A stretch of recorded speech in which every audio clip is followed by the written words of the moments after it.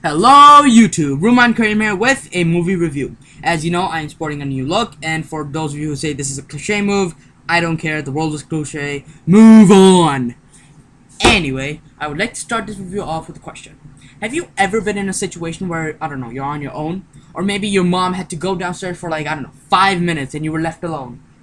Or maybe your family is going on vacation to Florida for Christmas and you really don't approve because, you know, there's no Christmas trees in Florida.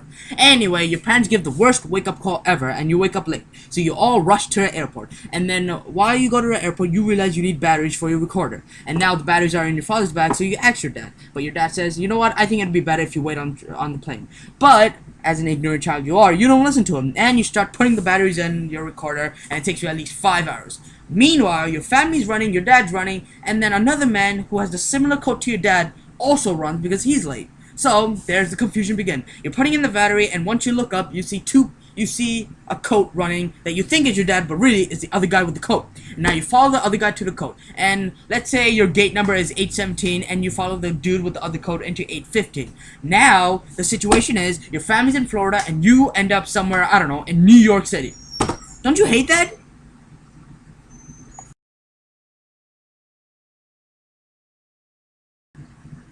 Yes, Home Alone 2, the third installment in my Home Alone movie review series. It's basically Kevin McAllister, who is played by Macaulay Culkin, who reprises his role from the first film, basically going on vacation again during Christmas. Now, this time though, instead of another country, they're going to Florida, another state.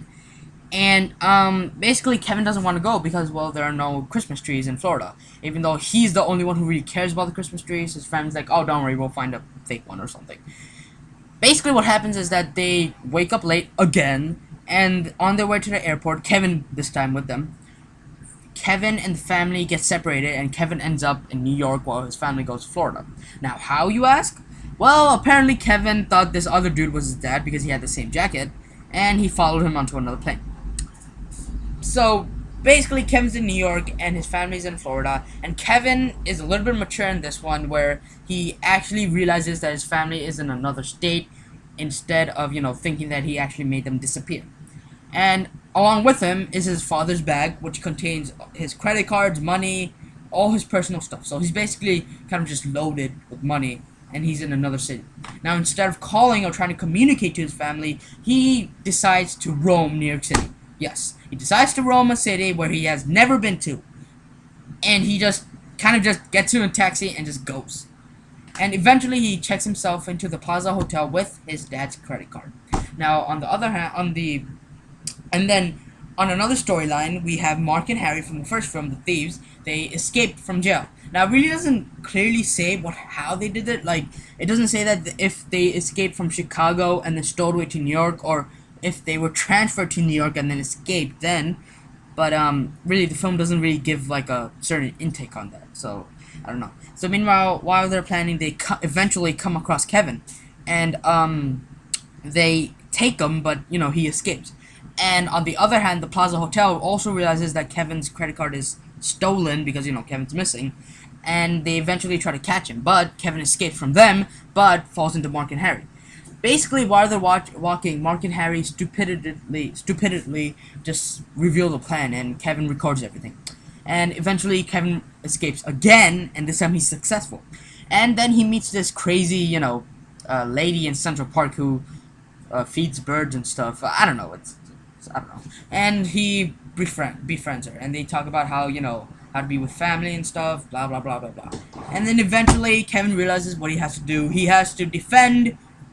Well, actually, I don't know what he's defending this time. Well, actually, I mean, he's in New York, doesn't have anywhere to live. Well, he does have his Uncle Rob's renovating house, but I highly doubt he's gonna use that. No, he actually does. Sorry, I was... Yeah, you know, I'm just can't hide it now. There's no footage to set it up. But, yeah, he uses his uncle's house that is being renovated. So, he goes in and he basically booby traps it, even though it's already booby traps. And one part kind of just bothered me. He uses kerosene. I'm not sure if you're familiar with that, but he uses kerosene to dip rope in, and basically that kind of struck me as odd, because if the house is being renovated, why is there a bucket full of kerosene there? What, are you gonna burn it down afterwards if they don't pay you? Or that kind of confuses me. So anyway, he does that, and he lures the thieves back to Uncle Rob's house. And big shock, it works because, you know, I don't know how this worked actually. Everything was the same, every single thing, except it was just in a different location. That's it. And somehow they still fell for it. So eventually the movie ends off with Kevin and his family reuniting in New York City, celebrating Christmas. And that's basically Home Alone 2, Lost in New York. What do I think about it? It was alright. I mean, I'm not gonna say it was complete shit. I'm not gonna say it was complete awesomeness. I'm gonna give it a 5. That's it. I mean, it was great to see, you know, I mean, I guess the 5 is for the excitement. I think some people were excited to see a sequel, and then the other 5 is kind of for being the same thing as Home Alone 2. Home Alone. I mean, if you watch Home Alone and Home Alone 2, like, side by side, basically everything is the same. Same characters, same opening, same booby traps. It just, there's, like, it's just in New York, and really, personally, I think that doesn't really make a difference in the film. And I think it was kind of an unnecessary sequel. But talking of unnecessary sequels, then I think Home Alone 4 would have been the top of the list. Home Alone 4. Anyway, Home Alone 2, so I guess in my opinion, was an alright movie. You know, it was great to see, you know, Kevin being reprised, see Kevin again and his antics. But really, it was just the same, and I think it was very unnecessary. I mean, you know, 4 Home Alone movies, 2 of them the same, one that has nothing to do with it, and the other one that just doesn't really make sense. It's dumb. So YouTube, this is my review of Home Alone 2, Lost in New York. As you all know, if you're following me on Twitter, I said I had bought a small little tripod, but obviously that didn't work out because it broke, and I should have seen this coming because it was only for $1. You know, it was cheap because I'm trying to just get something for now, and you know, it's really cheap, so you know, it broke, so I don't have a tripod. Hopefully, I'm trying to get another one that's another $1, right? And all I want now is just a cheap tripod I can use for now. That's gonna be decent. I don't want anything, you know, perfect, awesome. That's like $100. Something that's cheap and I can use to make my videos better. Well, YouTube, thank you, YouTube, and have a